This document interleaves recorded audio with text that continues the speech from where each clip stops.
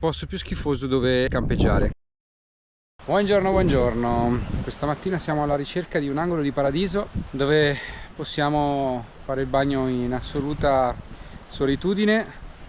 Oggi l'acqua è molto figa, è veramente bella, ma la spiaggia di Saleccia come al solito è presa di assalto. Presa di assalto ovviamente è un modo di dire, perché ho visto spiagge più brutte ad agosto in Italia con molta più gente, quindi comunque siamo a livelli accettabili, ma per come sono fatto io preferisco anche un po' di scogli in questi posti mezzi vuoti ma spettacolari, ma stare da soli. Quindi proseguiamo il nostro percorso verso il cammino della costa, che ci porterà sicuramente a qualche cala figa. Ci deve essere anche una bella spiaggia. Ma che vista, aspettate, guardate che bellezza.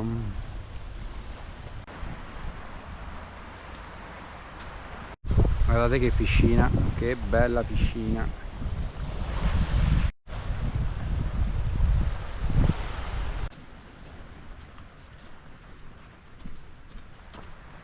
Ragazzi, che colori, che colori! Sembra di stare in Corsica, mamma mia che bello! Però io vi faccio vedere anche le cose brutte. Quello che sembra sabbia in realtà è una distesa di Poseidonia, che è la alga secca bianca, quindi anche un po' schifosina per molte persone. A me non me ne frega un cazzo, però giusto per farvi vedere tutto. Anche questa caletta, che sarebbe spettacolare, però è ricoperta dalle alghe. Micro spiaggettina, altra spiaggia con una persona. Bando alle ciance, facciamoci il primo bagno perché sto crepando di caldo.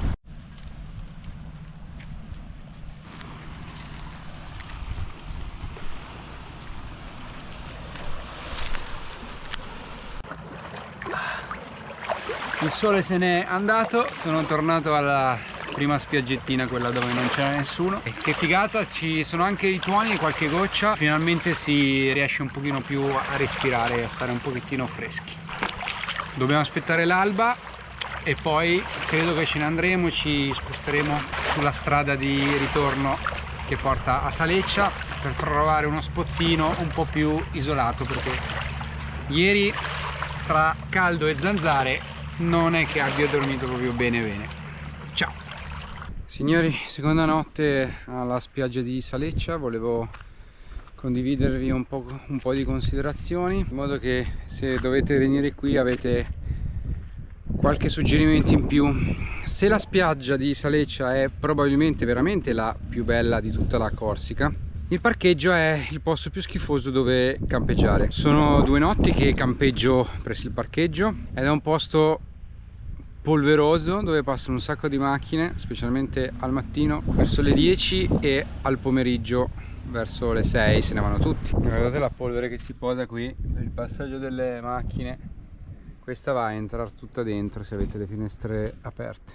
Quindi, a parte che non si potrebbe campeggiare qui in libera, io l'ho fatto, non mi hanno rotto le scatole se non fino alla mattina del secondo giorno. Quindi dopo 2 notti è arrivata una persona con un pick-up bianco molto gentile, assolutamente, con un ragazzo giovane che verosimilmente era suo figlio. Masticavano italiano, quindi verosimilmente era proprietario del campeggio che c'è a 2 metri da qui, dal parcheggio, che gentilmente mi ha detto effettivamente non si può parcheggiare qui, e mi ha dato indicazioni anche sul tempo, che dicono allerta arancione, che alle 12 va a venire giù un bel temporale. Ma a parte questo, io ho dormito, so che non si può fare, però a me piace la libera, non voglio avere gente intorno.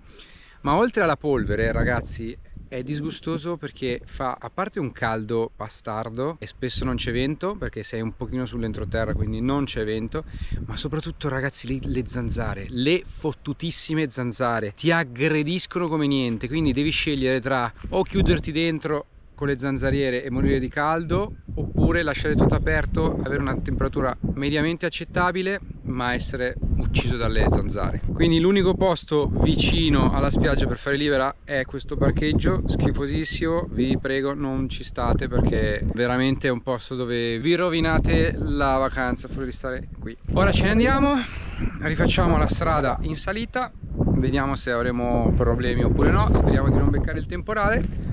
Oggi è Ferragosto, ci vediamo dopo.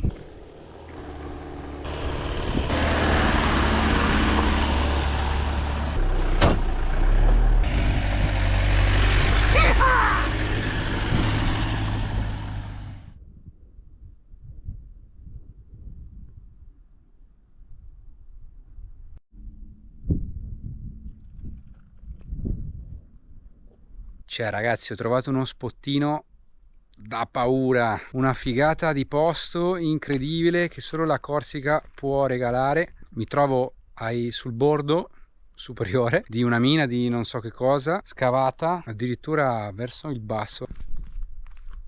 C'è addirittura un buco che va sotto il livello del mare, credo, probabile.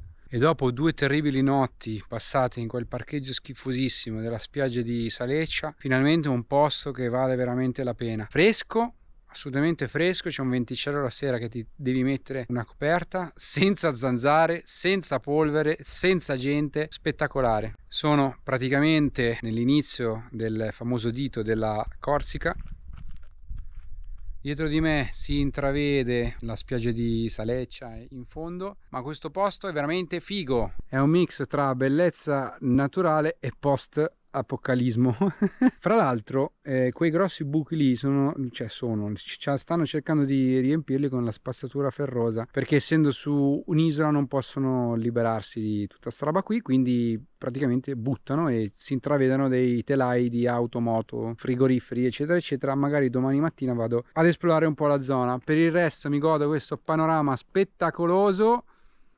Che figata, guardate lì che piove e noi stiamo all'asciutto. Vi dico solamente però che per arrivare è necessario un po' di abilità alla guida, perché la strada è un po' sconnessa. Fino all'antenna forse qualcosina si può fare, poi ci vuole però un mezzo diciamo alto, possibilmente non dico 4x4, però magari un diesel che spinga bene ai bassi. Se avete fatto per esempio la spiaggia di Saleccia, è una roba molto simile ma molto più corta, quindi non c'è problema a farlo, basta farlo piano.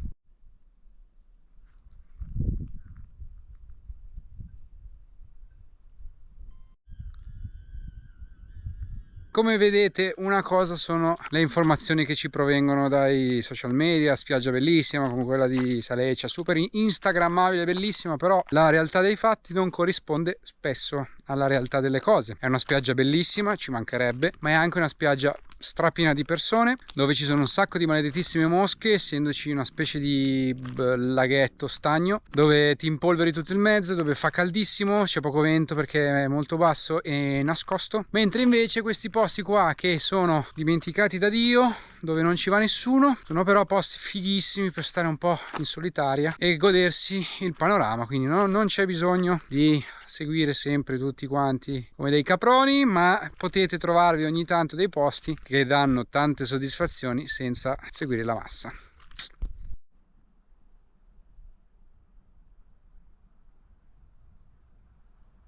Di fronte a certi panorami, di fronte a certi assoluti, tutto si zittisce e sembra avere tutto più senso, vero?